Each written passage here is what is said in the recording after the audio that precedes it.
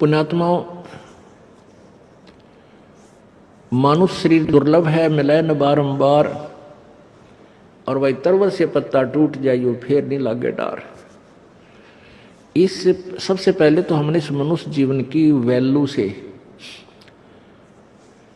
इसकी कीमत से परिचित होना चाहिए। ये कितना अनमोल है, ये कितना बहुमूल्य है। जब हम इसकी कीमत से परिचित होंगे तभी हम भक्ति कर पाएंगे। क्या बताते हैं कि कहता हूं कई जाते हूं, कहूं बजा के ढोले, श्वास जो खाली जात है ये तीन लोक का मोले। एक मानव शरीर का जो श्वास है, ये एक श्वास भी कहते तीन लोक के तुल्य, क्योंकि हम तीन लोक वो हमारे लिए तो बहुत बहुत ज्यादा है।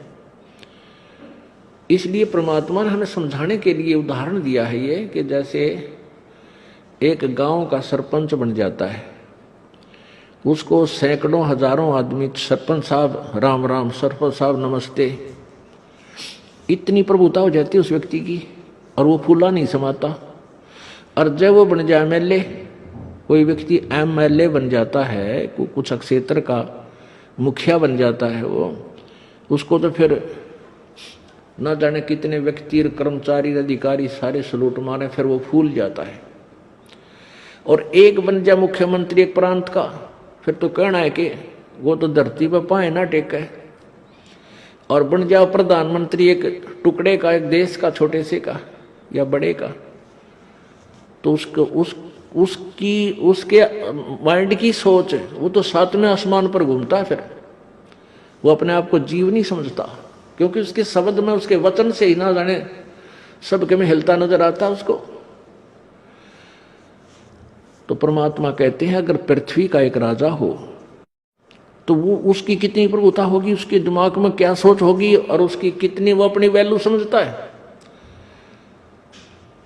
और ऐसे ऐसे पृथ्वी लोक, स्वर्ग लोक और पाताल लोक, इन तीनों का, तीनों की कीमत आप लगाओ कितनी होगी। और परमात्मा कहते हैं तुम्हारा मनुष्य जीवन का एक श्वास जब भक्ति बिना जाता है, सच्चे साधना बिना जाता है, तो इतनी कीमत है इसे एक श्वास के सिमरण की। अब इस कीमत को, इस मूल्य को केवल आप ही लगा सकोगे, अन्य व्यक्ति नहीं। क्योंकि आप सत्संग में आने से जौहरी बनोगे, लाल की परख करने लगोगे, तब आपको इसकी कीमत का अलग से पहचान होगी, तुरंत महसूस होगी। खास सत्य बात है। तो ऐसे महंगे मोल का एक सांस भी जावे और तीन लोग नहीं पटतरे क्यों धूल मिलावे। पटतरे माने बराबर नहीं। आप नित्यनियम में भी पढ़ते हो, अपने नित्यनियम के अंदर आपको बहुत कुछ विज्ञान है। विज्ञान माने तत्व ज्ञान है, विशेष ज्ञान है।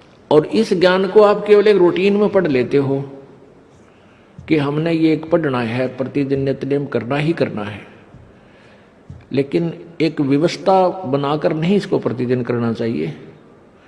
जितनी देर भी इसको सुनो, किसी भी पार्ट को, इसके नित्यनियम का जितना भी बुद्धि मन निश्चल हो तेरा आपका, तो ये विचार करे कि इसमें क्या बोला है मालिक ने अपनी वाणी में, क्या आदेश है तेरे लिए।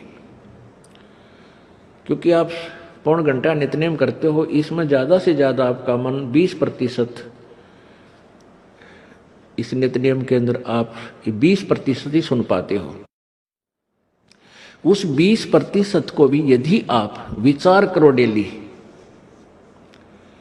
कि इसमें क्या आदेश है मालिक का, और फिर अपने जीवन को सारा दिन, उस दिन को ऐसे ही सुचारू रखो।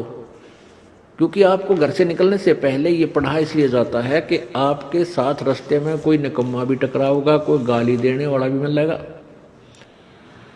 कोई बुंडा भी बोलेगा, कितना कोई आंट भी लाएगा।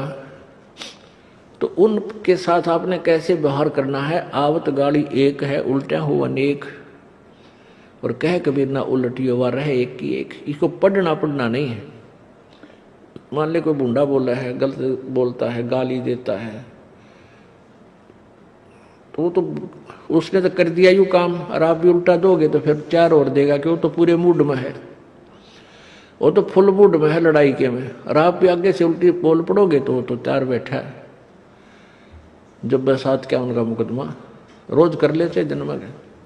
तो कहते परमात्मा आवत गाड़ी एक है, उल्टा हो अनेक, और कह कबीर ना उलटियो रहे एक का एक। और देख आगे कितनी प्यारी बात कही है, गाली ही से उपजे कलह, कष्ट और मौत, मृत्यु तक तो पहुंच जाती है एक छोटी सी गाली। गाली ही से उपजे कलह कष्ट और मीच, हार चले सो संत है, लाग में रहे सो नीच। हम भगत भी हैं और दूसरा में बुंडा अच्छा बोल रहा है और उसने मान ले किसी किस कह दिया, हमने उसके 2 दड़ाक धर दिए, उल्टे भी बोल दिए, फिर वो मारण पर उतारू हो गए, फिर हमने उठोक दिया।